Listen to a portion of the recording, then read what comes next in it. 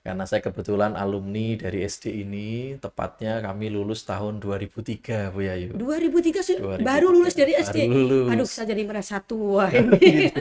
Hari Saya ini, sudah aktif jadi guru ini pada tahun 2003 oke. ini. Ya, Jadi saya lanjut. merasa muda, Bu Yayu merasa tua Iya. ya.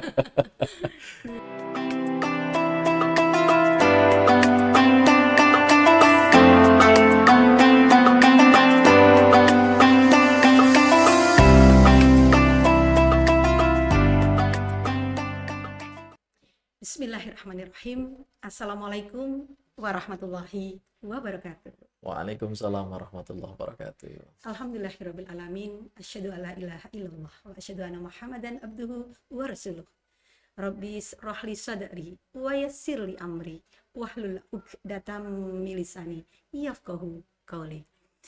Segala puji bagi Allah atas nikmatnya yang luar biasa hingga kita dipertemukan kembali dalam satu bulan yang penuh keberkahan, yaitu bulan suci Ramadan. Selamat kembali bertemu dengan program kebanggaan kita bersama, podcast SDMT dalam program Ramadan Satset. Santun beraksi, takwa teruji. Baik, para pendengar podcast SDMT yang dirahmati oleh Allah Subhanahu wa taala. Pada episode kali ini kita kedatangan seorang narasumber yang insya Allah sudah familiar dan tidak asing lagi bagi keluarga besar SDMT ataupun bagi masyarakat Temanggung. Siapakah beliau? Ya, beliau adalah Bapak Bagus. Assalamualaikum Pak Bagus. Waalaikumsalam, Bu Yayu. Sehat Pak Bagus? Alhamdulillah, insya Allah. Bagaimana puasanya, Kak? Alhamdulillah tidak bolong. Lancar ya? Lancar. Alhamdulillah. Sudah dapat hari keberapa ini ya Pak Bagus ya? Hari keberapa ya sekarang ini ya? Dari tanggal 18 insya Allah 18, kita insya Allah. memulai start dan insya Allah ini memasuki hari ke-15. Oke. Baik, Pak Bagus, kami ucapkan terima kasih atas waktu, kesempatannya untuk bisa datang di podcast SDMT ini. Sama-sama Bu Yayu, kami juga terima kasih sekali sudah diperkenankan kembali ke sekolah. Iya, baik, ini ada kata yang menarik sekali. Pak Bagus mengatakan bahwa terima kasih sudah diizinkan untuk kembali ke sekolah. Artinya bahwa beliau ini, Pak Bagus ini adalah salah satu alumni SDMT. Alhamdulillah. Berarti mengenang masa lalu nih ceritanya. Baik, supaya kita lebih paham beliau, sedikit kami sampaikan biodata beliau bahwa beliau mempunyai nama lengkap Raden Muhammad Bagus Pratomo STSH. Nah, untuk aktivitas beliau ternyata ini saya baca tuh wow, luar biasa. Nanti bisa kita kenalan secara lengkapnya begitu. Tapi ngomong-ngomong ini Pak Bagus, karena Pak Bagus ini alumni dari SDMT, kayaknya saya nggak pas gitu kalau panggil nama Pak Bagus gitu. Izinkan saya memanggil dengan nama Kakak. Kak ya. Iya. Saya Biar jadi terasa lebih muda berasa begitu. lebih muda. Memang masih Alhamdulillah. muda sudah. Baik Kak Bagus, kita akan kenalan dulu supaya para pendengar, para pecinta podcast SDMT ini bisa mengenal kakak ini lebih detailnya. Coba mungkin ceritakan mungkin sedikit biografi tentang kakak. Silakan. Baik, terima kasih Bu Yayu dan para pemirsa podcast SDMT khususnya di edisi Ramadan Satset ini. Alhamdulillah hari ini saya berkesempatan untuk pulang lagi ke SD Muhammadiyah Temanggung. Karena saya kebetulan alumni dari SD ini, tepatnya kami lulus tahun 2003, Bu Yayu. 2003 baru 2003, lulus dari SD. baru Aduh, lulus. saya jadi merasa tua Oh, ini. gitu. Hari Saya ini, sudah aktif jadi guru ini pada tahun 2003 oke. ini. Ya, Jadi saya lanjut. merasa muda, Bu Yayu merasa tua Iya. ya. Dan kebetulan sejak lulus itu saya melanjutkan studi di SMP Negeri 1 Temanggung. Kemudian lanjut lagi ke SMA Negeri 1 Temanggung sampai akhirnya saya kuliah di Jogja. Betul. Tadi mungkin Bu Yayu sudah menyampaikan nama saya. Nah, di situ kan gelarnya disebut ada dua karena memang saya sempat kuliah 2 kali. Iya. Di Jogja, di UPN saya ambil teknik perminyakan. Iya. Kemudian 2019 saya memutuskan kuliah S1 lagi. Saya ambil ilmu hukum. Nah, alhamdulillah sekarang saya diberi amanah untuk bertugas di KPU Kabupaten Temanggung Iya. Dan divisinya kebetulan yang saya ampu adalah divisi sosialisasi, pendidikan pemilih, dan Iya, partisipasi masyarakat. Ini yang tentu akan banyak bersinggungan dengan public speaking yang hari ini betul. Bu Iya. Yayu ajak saya obrol soal itu ya. Betul. Gini Kakak, sebelum bekerja di KPU atau aktif di KPU, Mhm. kita kan pernah bertemu beberapa kali di Temanggung TV ya. Nah, ini yang menarik juga karena ternyata public speaking ini dikuasai jauh-jauh sebelum di KPU nih. Gitu ya. Ceritakan sedikit ini saya ini. Iya, jadi sebelum bertugas di KPU Temanggung, Iya, kebetulan saya bertugas di Temanggung TV. iya.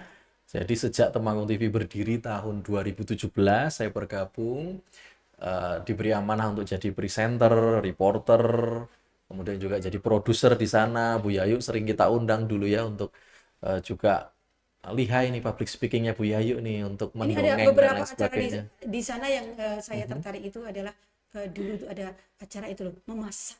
Oke, ada Gayeng masak-masak ya. kami iya gayeng gayeng Nyamleng, nyamleng nyamleng. nyamleng iya betul iya baik. Mhm, Kak Bagus ini tentunya pengalaman pekerjaan ini kan sangat menarik sekali ya. mhm, Walaupun mungkin di dunia yang berbeda tetapi ternyata membutuhkan satu keterampilan yang sama yaitu mhm, public speaking. mhm, Nah, pengalaman Kakak sebelum terjun di dunia pekerjaan yang berhubungan dengan public speaking itu mhm, apa saja? Apakah selama kuliah atau SMA dan sebagainya itu sudah mhm. memang tertarik di dunia itu begitu?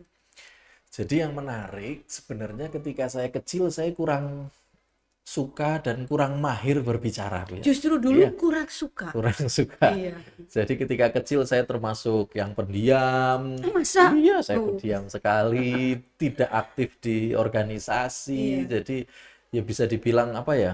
Anak-anak yang hanya apa? Sekolah pulang gitu ya. iya, Nah, kemudian titik baliknya itu ketika saya akhirnya di kelas 5 SD kalau nggak salah. iya, Kelas 5 SD di sini ya. iya, Kemudian iya, kebetulan saya tinggal di Manding. iya. Di satu kesempatan sholat Id saat itu saya mencoba berbicara di mimbar saat Kelas 5 SD? Iya. persiapan sholat Id. Oh, begitu. Jadi panitia sedang menggelar sajadah tikar dan lain Iya. sebagainya. Ini kok mimbar nganggur gitu ya. Kemudian saya mencoba naik berbicara yang saya bisa tentang Nabi Ibrahim, tentang Nabi Ismail. Ternyata takmir Masjid An-Nur Manding saat itu Heeh. melihat, oh ini bisa dikembangkan Oh, gitu ya. begitu. Akhirnya saya diajak masuk ke seksi dakwah takmir Masjid An-Nur saat Padahal itu. waktu itu masih kelas 5 5 SD diajak takmir. dimasukkan ke sana. Masya Allah. Di situ saya akhirnya bisa belajar banyak Iya. soal berbicara, Mm-mm. soal ya saat itu memang fokusnya kan syiar ya karena Iya, seksi dakwah di masjid pastinya ya betul. syiar Islam. Betul, iya. Tapi disitulah pertama kalinya saya Mm-mm. belajar berbicara. Iya, Yang tadinya pendiam, nggak mau berorganisasi, iya. dan ternyata bisa belajar. Ini hikmahnya yang Oh, bisa saya ambil, artinya kita perlu memberi kesempatan pada anak-anak gitu ya. Bisa jadi yang anak-anak hari ini terlihat mereka pendiam, iya. kurang aktif dalam berkegiatan, Belum tentu mereka tidak punya bersosialisasi. Belum kemampuan. tentu sebenarnya dia tidak punya kemampuan, Barangkali mungkin hanya butuh kesempatannya kesempatan begitu. gitu. Wow, begitu ya. Jadi juga anak-anak harus termotivasi untuk berani mencoba gitu ya. Ya, betul. Bukan berarti hari ini mungkin teman-teman tidak punya apa ya akses untuk berbicara lebih banyak, tapi ternyata di dalam diri teman-teman, adik-adik Mm-mm. bisa jadi menyimpan potensi Begitu. yang belum terbuka gitu Iya, ya. ya. Wah, ini saya tidak menduga karena Mhm. mungkin kalau kakak itu nggak paham, tapi saya masih ingat ketika waktu itu seorang Bagus masih SMP. Oh Karena saya datang gitu. ke rumah, waktu itu kan saya bertemu dengan mamanya. Nih, Oke. ini Bu Dokter Dahlia sama Pak Dokter Dirham. Nah, pada tahun 2008 2009 kayaknya. Saya pernah ketemu Bagus kecil waktu itu. Saya dikenalkan ini loh, Bu Lurah ini anak saya namanya Bagus gitu. Dan waktu itu memang betul terekam dalam pikiran saya. Kemudian ini perjalanan public speaking juga. Saya pernah mendengar waktu itu mungkin di SMA atau ini pernah menjadi wakil dari Mas Mbak Temanggung Oh ini. Ini di iya. tahun berapa dan di kelas berapa waktu itu? Itu jadi fasenya saya naik turun gitu Bu Yayu. Iya. Jadi SD menjelang akhir itu saya dapat kesempatan untuk bisa jadi anak yang aktif gitu di Iya, lingkungan gitu. iya. SMP saya kembali masuk dalam gua, masuk dalam tempurung. Jadi saya ingat sekali di Iya, SMP 1 itu saya tidak gabung di satu pun organisasi di sekolah. begitu. OSIS nggak ikut. Wah, Iya, pokoknya semua organisasi saya nggak ikut. iya, Saya nggak ada kesempatan untuk tampil iya, sedikit pun di sekolah begitu. saat itu. Iya, Nah, di SMA kelas 1 itu saya lagi-lagi ini kesempatan. Jadi begitu. hikmah yang saya ambil, kesempatan ini harus didorong oleh lingkungan. Jadi kalau di SMA 1 saya punya guru namanya Pak Dodi. Pak Dodi, ya. Mungkin Bu Yayu pirsa juga Kedu Pak ya. Dodi. Kedu Iya, leres. tahu. Beliau ini yang dari saya kelas 1 mendorong, memaksa saya untuk aktif gitu. Mm, mm, mm. Saya ingat sekali saya dikejar-kejar beliau untuk mau gabung di OSIS. Saya nggak mau, saya dipaksa. Mm, Saya dipaksa untuk gabung Paskibra. mm, mm. Dan akhirnya termasuk itu. Dalam satu siang saya diajak boncengan motor sama Pak Dodi Iya. di Kayaknya guru olahraga ya? guru Iya. olahraga dan pembina OSIS Sis, betul. di Iya. SMA 1 Temanggung. Di perempatan terminal Keuangan, Mm, kami naik motor, iya. tiba-tiba Pak Dodi menyampaikan, Mm, Gus, siap-siap. mm, mm. Apa, Pak? Saya daftarkan kamu, Mas, Mbak Temanggung. Loh, kok tiba-tiba didaftarkan? Iya, Gitu. iya, iya. Tapi saya bismillah karena Iya, memang itu amanah dari guru, dari iya. sekolah saya ikuti. Mm, Alhamdulillah memang itu akhirnya membuka kesempatan saya iya, lebih luas. betul. Saya mencoba, sebelumnya saya tidak pernah ikut sama Mm, sekali kontes-kontes yang iya, seperti iya. itu.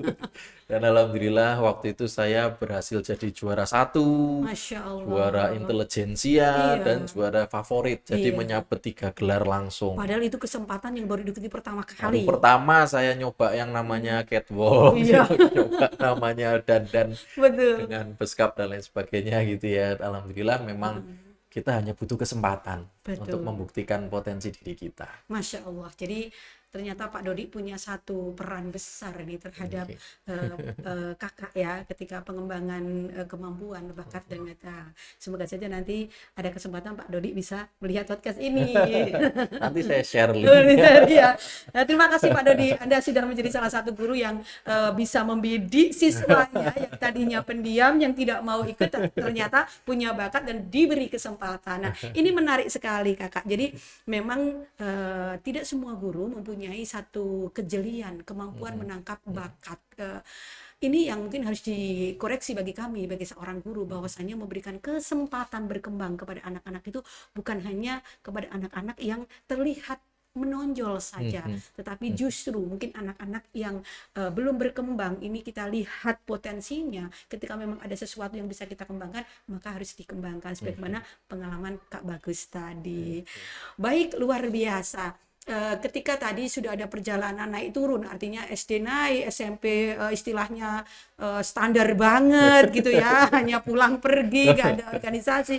Nah, tentunya di dalam perjalanan dari SD sampai SMA ataupun kuliah ini ada prestasi-prestasi yang menarik yang berkaitan dengan public speaking ini, Kak. Mungkin bisa diceritakan dalam rangka untuk memberikan motivasi kepada adik-adik kita bahwasanya sebuah prestasi itu memang bukan tujuan utama, tetapi paling tidak melatih kepercayaan diri untuk bisa kita tampil di depan umum gitu. Ya, benar sekali Bu Yayu. Ini adik-adik juga harus punya konsep yang sama ya. Iya, Artinya ketika kita aktif berorganisasi ini harus seimbang dengan prestasi yang diraih juga gitu ya. betul. Jadi jangan sampai organisasi hanya membuang waktu, tapi harus bisa menggali bakat potensi kita dan Iya. akhirnya berbuah prestasi. Ini yang paling penting. Nah, Mm-mm. tadi prestasi yang awal sekali saya dapatkan di SMA tadi ya Bu Iya. Yayu ya. Jadi Mm-mm. saya pernah jadi Mas Temanggung, Betul. saya pernah lomba, ini nggak tahu ini berhubungan public speaking nggak ya. Saya pernah juara acting di Jakarta juga tingkat nasional saat itu. Ada lomba acting begitu, bukan casting Bukan, mungkin bukan. bukan. Memang Jadi lomba acting memang begitu, kompetisi acting, ya. memerankan seseorang begitu ya. Jurinya ada Indro Warkop dan lain sebagainya saat itu. Saat itu sudah bertemu dengan senior seorang Indra Kop. Iya, Masya salah satu Allah. juri saat itu Wah, ya. keren. Jadi ada sekitar 80-an peserta dari Betul. seluruh Indonesia. Iya. Saya berhasil jadi juara 2. Iya. Itu kelas 1 SMA juga. Iya. Nah, kemudian di kuliah, nah, ini memang agak unik. Jadi saya kuliah di teknik perminyakan. Iya. Teman-teman saya yang lain rata-rata pasti prestasinya berhubungan dengan eksak gitu ya. Betul. Dia lomba paper, Sains, lomba Olimpik, apa cerdas gitu ya. cermat, hal-hal yang sifatnya ini sains, Pak. Sains, betul. Nah, di masa kuliah itu Iya. agak uniknya justru prestasi saya hanya di lomba-lomba debat gitu. Berarti betul-betul berkaitan dengan PR ini ya. Dengan kemampuan Kemampuan berkomunikasi. Jadi berkomunikasi. ketika teman-teman saya lombanya itu berhubungan dengan perminyakan, Iya, saya justru ikutnya lomba debat. iya. Nah, saya berhasil juara 1 lomba debat yang diadakan Ikatan Ahli Teknik Perminyakan Indonesia. Iya. Kemudian saya juara 1 saat di UGM waktu itu juga Iya. menyelenggarakan kerjasama dengan BNI waktu itu. Nah, Mm-mm. menariknya itu juga lagi-lagi diawali dari kesempatan. Betul. Jadi dari SD sampai SMA saya tidak pernah satu kali pun ikut lomba debat Bu Yayu.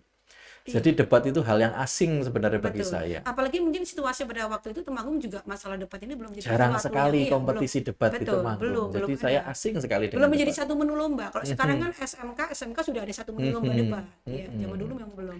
Nah, tiba-tiba di semester 2 saya kuliah, senior saya mendadak mengabari saya, ini dalam waktu sekian hari kamu berangkat ke Jakarta. Iya. Untuk apa? Mewakili kampus kita ke UI, ini kita kontingen kita salah satunya kamu. Loh, saya belum pernah sama sekali. Iya, iya, iya. Ternyata diberi kesempatan seperti itu Betul. membuka lagi-lagi membuka potensi yang sebelumnya tidak terbaca sama sekali. Luar biasa. Setelah itu saya jadi ketagihan ikut lomba-lomba debat. Begitu. Berbicara masalah lomba debat, selain kemampuan berkomunikasi, tentunya kan dibutuhkan sebuah logika atau kemampuan berpikir. Ini kan, Sepakat. iya, Masya Allah. Wah, ini menarik sekali. Artinya yang saya garis bawahi di segmen ini bahwasanya sebuah kesempatan memang sesuatu yang amat dibutuhkan oleh seseorang atau anak-anak, di mana kadangkala kesempatan itu tidak datang 2 kali. Nah, maka yang menjadi highlight di pembicaraan segmen pertama ini, jangan pernah lewatkan kesempatan dan berilah kesempatan kepada siapapun, karena sesungguhnya kita tidak pernah tahu kompetensi anak itu di mana dan kita harus menggali. Baik Kak, ternyata segmen pertama ini waktunya sudah terbatas dan kita akan kembali lagi ke segmen kedua. Tetap setia di acara kebanggaan kita bersama, podcast SDMT dalam Ramadan Sajat, Santun beraksi, takwa teruji.